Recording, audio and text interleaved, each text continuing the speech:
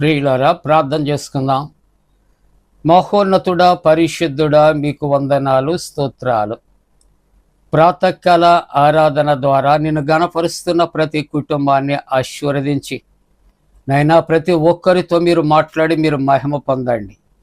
యేసు ప్రభు వారి దివ్య నామమున వేడుకొనుచున్నాము తండ్రి, ఆమేన్.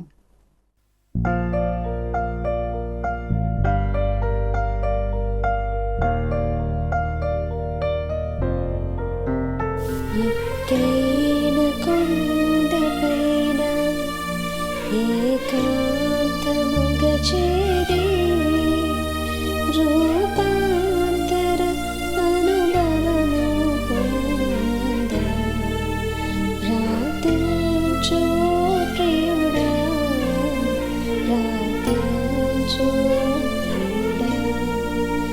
ఎత్తైన కొండపైన క్రీస్తు యేసు వెంటను కొండపైకి ఎక్కుము. క్రీస్తు యేసు వెంటను కొండపైకి ఎక్కుము. సూర్యుని వలె ప్రకాశింపము, వస్త్రము కాంతి వలెను. సూర్యుని వలె ప్రకాశింపము, వస్త్రము కాంతి వలెను. వస్త్రము కాంతి వలెను. ఎత్తైన కొండపైన ఏకాంతముగా చేరి రూపాంతర అనుభవము పొంద ప్రార్థించు ప్రియుడా, ప్రార్థించు ప్రియుడా. పరిశుద్ధ సన్నిధిలో ప్రభువుతో మాట్లాడుము.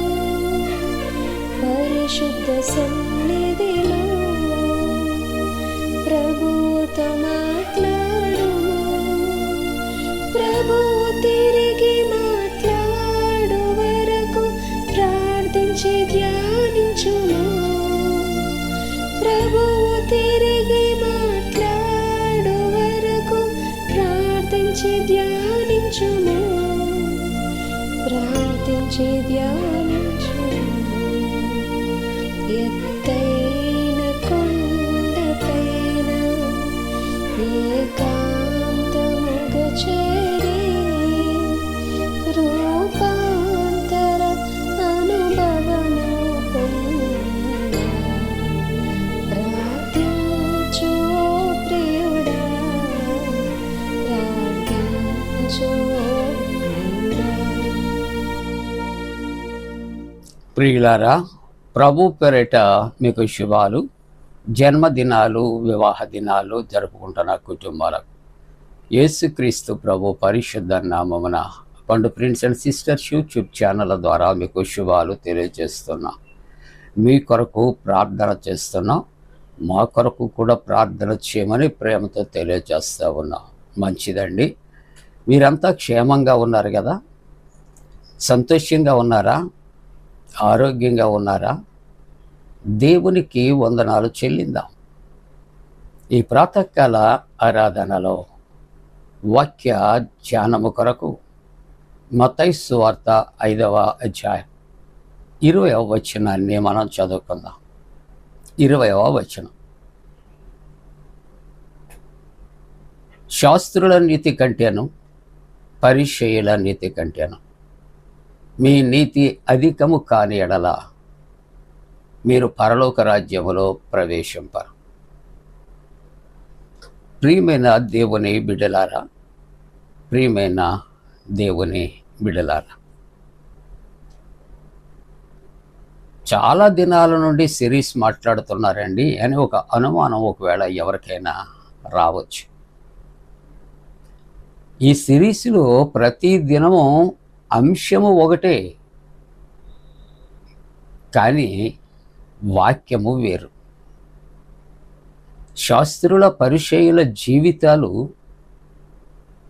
ఏ విధంగా ఉందో ఒక్కొక్క దినం ఒక్కొక్క విధమైనటువంటి వారి యొక్క జీవిత విధానాన్ని ప్రభు జ్ఞాపకం చేస్తూ ఉంటున్నాడు. ప్రియులారా, ఒక ఉదాహరణ జ్ఞాపకం చేస్తే, ఒక వ్యక్తి ఒక చక్కటి గాయకుడు ఒక ప్రత్యేకమైన స్పెషల్ సాంగ్ పాడేటట్టు సభలో ఉన్నవారు వన్స్ మోర్ అన్నారు.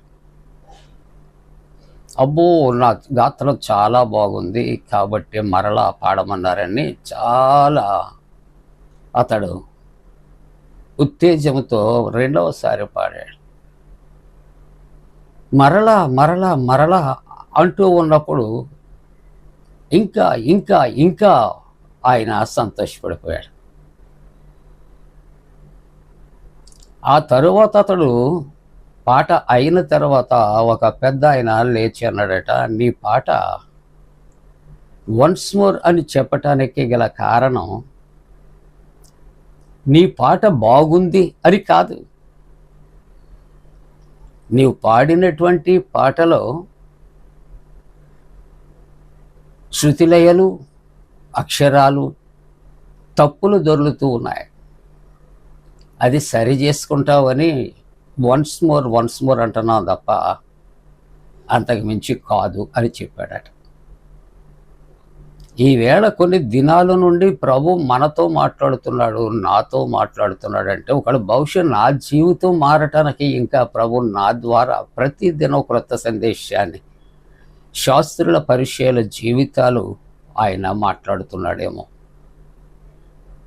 వాక్యము ద్వారా మన జీవితాలు సరిచేసుకోవలసినటువంటి అవసరత. ప్రియ దేవుని బిడ్డలారా, అద్దము చూడనంత వరకు కూడా మనం చాలా అందంగా ఉన్నాం అనుకుంటాం. మన ముఖం మీద ఏది లేదు అనుకుంటూ ఉంటాం. ఎదుటివాని ముఖాలు చూసి క్రిటిసిజం చేస్తూ ఉంటాం, నీ ముఖం మీద అది ఉంది ఇది ఉంది అని. ఆ ముఖాన్ని అద్దములో చూచుకున్నప్పుడు మన ముఖం మీద ఏముందో, ఎందుకు నవ్వుతున్నారో ఇతరులు తెలుస్తుంది. కాబట్టి మీకు నాకు అందరికీ కూడా మన జీవితము ఏమిటి అన్నది తెలుసుకోవాలంటే వాక్యము అనే అద్దం. ఈ వాక్యము అనే అద్దము మన నిజస్వరూపాన్ని తెలియజేస్తుంది. ప్రియులారా, నిన్నటి దినాన్న దేవుని వాక్యము జ్ఞాపకం చేసుకున్నాం. దేవుడట ప్రవక్తలను, జ్ఞానులను, శాస్త్రులను పంపించారు. ఆయన ఉద్దేశ్యం మంచిది. ప్రభు పంపినట్లు ఆ 3 రకాలు వారు చేశారు.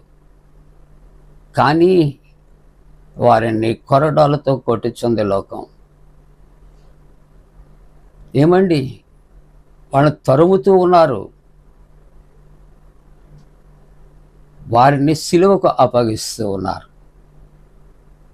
అంటే దేవుని వాక్యము వారు ఇంత ప్రకటన చేస్తున్నా, ప్రభు జీవితాన్ని చూపిస్తున్నా, వారి అంతరార్థము ఆ చెడు అనేది చెరిగిపోతం లేదు. అందుకని ప్రభు ఈవేళ మరి ఒక మాట ఆయన వ్రాస్తున్నాడు. 35వ వచనాన్ని మనం చదువుతూ ఉంటున్నప్పుడు, నీతిమంతుడైన హేబేలు రక్తము మొదలుకొని బలిపీఠము వరకు దేవాలయమునకును మధ్య మీరు చంపిన బరకీయ కుమారుడు జకరియా రక్తము వరకు భూమి మీద చిందించబడి ఉన్నది. ఎంత భయంకరమైనటువంటి పరిస్థితి అండి.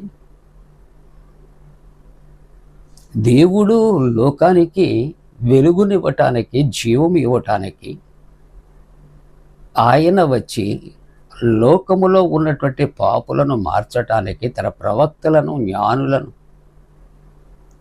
అలాగే శాస్త్రులను పంపించి ఉంటాడుగా. వారు ఏం చేశారు అని ఆలోచన చేస్తే 35వ వచనంలో నీతిమంతుడైన హేబేలు రక్తము మొదలుగా. ఎవరండి? ఎవరో శత్రువులు కాదు. నీ పొరుగువాడే నీకు శత్రువు, నీ ప్రక్కవాడే నీకు శత్రువు. సొంత సోదరుడు అయినటువంటి కయీనే తన సోదరుడు అయినటువంటి హేబీలుకు శత్రువు అయ్యాడు. హేబీలును చంపినవాడు, రక్తం చిందించినవాడు ఎక్కడ నుండో రాలేదండి. సొంత సోదరుడే కయీనే తను చంపాడు. ఎక్కడున్నాడు నీ సోదరుడు అంటే ఏమంటాడు అంటే, తప్పులు దాచుకుంటానికి వాడికి, ఆ సోదరుడికి నేను కావలి వాడునా. కానీ హేబీలు రక్తమట నేల నుండి మొరపెట్టిందంట, వాడే చంపాడు. మనం చేసినటువంటి పాపాలు కంటి ద్వారా, నోటి ద్వారా, చెవి ద్వారా ఏంటండి అనొచ్చు. మనం వింటా ఉంటాం సాగదీసుకుని. ఆ సాగదీసుకుని విన్నటువంటి మాటలకు నోరు ప్రత్యుత్తరం ఇస్తారు ఏమండి. కాబట్టి దానికి ప్రతిఫలం ఒక దినాన్న ఉంటుంది ప్రియులారా. అందుకనే దేవుని యొక్క వాక్యం అంటుంది ఇక్కడ, ఎవరన్నటండి, నీతిమంతుడైనటువంటి హేబేలు రక్తము మొదలుకొని. హేబేలు ఎవరంటుంది దేవుని వాక్యము? నీతిమంతుడైన హేబేలు రక్తము అక్కడ మొదలుకొని బలిపీఠము వరకు దేవాలయముకును మధ్య మీరు చంపిన బరకీయ కుమారుడగు జకర్యా రక్తం, ప్రవక్తల యొక్క రక్తము భూమి మీద ఏమవుతుందటండి, ఇక్కడ చిందింపబడి ఉంటూ ఉన్నది. కాబట్టి దేవుని వాక్యం అంటుంది, ఒకవేళ మేము హత్య చేస్తాం, అవమానపరిచాం, కొట్టాం, తిట్టాం, రాళ్ళు విసిరాం, కొరడాలతో కొట్టాం, సాక్షులు ఎవరు, ఒకవేళ చూస్తే మమ్మల్ని ఎవరేం చేయగలరు అని ఒకవేళ లోకం అనుకుంటే, హేబేలు రక్తం ఎలాగైతే సాక్ష్యం ఇచ్చిందో అలాగా నువ్వు విసిరిన రాయి, నువ్వు కొట్టిన కొరడా దెబ్బ, నువ్వు తిట్టినటువంటి ఆ బూతులు, లేక నువ్వు చూపినటువంటి కర్కశత్వం, ఇవన్నీ దేవుడు ఎదుట నిలిచి నీ కొరకు నా కొరకు సాక్ష్యం ఇస్తాడు. అందుకని రాకడ సమయంలో ఉన్నట సముద్రంలో పడిపోయిన సముద్రం తీసుకొస్తుందట. నువ్వు కొండల మీదకి ఎక్కి ఆత్మహత్య చేసుకున్న కొండలు తీసుకొస్తాయట. నేను ఎవరోటు నీ విడిచిపెట్టదు. దినాలు ఈ దినం ఎస్కేప్ అయ్యాం కాబట్టి రేపు రొద్దుట ఇంకెవరో మమ్మల్ని పట్టించుకోరు అనుకుంటామేమో. అసలైనటువంటి పండగ ముందుంది మనకి. దానికి భయపడదాం. ప్రస్తుతం నీ చుట్టూ ఉన్నవారి వరకు భయపడొద్దు. నిన్నేం చేయలేరు, భయపడొద్దు. దేవునికి భయపడదాం. నువ్వు చుట్టూ ఉన్నవారికి భయపడి అన్యాయానికి, నువ్వు నీ ఇక్కడ సత్యానికి నువ్వు అన్యాయం ఎంతకాలం చేస్తావు? కళ్ళుతో చూచింది చెప్పవు, చెవితో విన్నది చెప్పలేవు, వారి నోటితో మాట్లాడింది నువ్వు చెప్పలేవు. కానీ ఒక దినం ఉంది తప్పనిసరిగా ఆయన ఎదుట నేను నీవు అందరం చెప్పాలి. No doubt. ఇక్కడ నీతిమంతుడైనటువంటి హేబేలు రక్తం మొదలుకొని ఇక్కడ మీరు చంపినటువంటి బరకీయ కుమారులకు జకర్యా రక్తం వరకు భూమి మీద చిందింపబడి ఉన్నది. నీతిమంతుల రక్తము మీ మీదికి వచ్చును. ఎవరే రక్తం అండి? నీతిమంతుడు అయినటువంటి వారి యొక్క రక్త అపరాధము మన మీదకి వస్తుంది అని ఈ తరము వారి మీదకి వచ్చినని మీతో నిశ్చయముగా చెప్పొచ్చున్నా. కాబట్టి లోకానికి భయపడొద్దు, ప్రభువుకి భయపడదా. దేవునికి విరుద్ధమైన కార్యాలు చేయొద్దు. శాస్త్రుల నీతి కంటే మన నీతి, పరిచయాల నీతి కంటే మన నీతి అధికము కాగలగటానికి ప్రార్థన. అలా చేయటానికి దేవుడు తన పరిశుద్ధాత్మకుడైన మనపై మెండుగా కుమరించును గాక. ఆమేన్. పరిశుద్ధుడాన్ని వాక్యాన్ని దీవించి ఆశీర్వదించి చల్లటి వాతావరణము కలుగుచ్చి గల్ఫ్లో జరుగుచున్న యుద్ధ బీభత్సాలు దూరపరచు. చంటి బిడ్డలు, యవన బిడ్డలు ప్రభువా, ఇదిగో తండ్రి, స్త్రీ పురుషులు వృద్ధులు క్షేమము కొరకు ప్రార్థన చేస్తూ రక్షణలోనికి నడిపించండి. స్వస్థతలు కలుగు చేస్తున్నాం, నడిపించున్నాం తండ్రి. ఆమేన్. మన పరమ తండ్రి అయిన దేవుని యొక్క ప్రేమయు, ప్రభువైన యేసుక్రీస్తు ప్రభు కృపయు, పరిశుద్ధాత్మ కన్యల సహవాసం ఆరాధిస్తారు ప్రతి కుటుంబానికి తోడుగుండును గాక.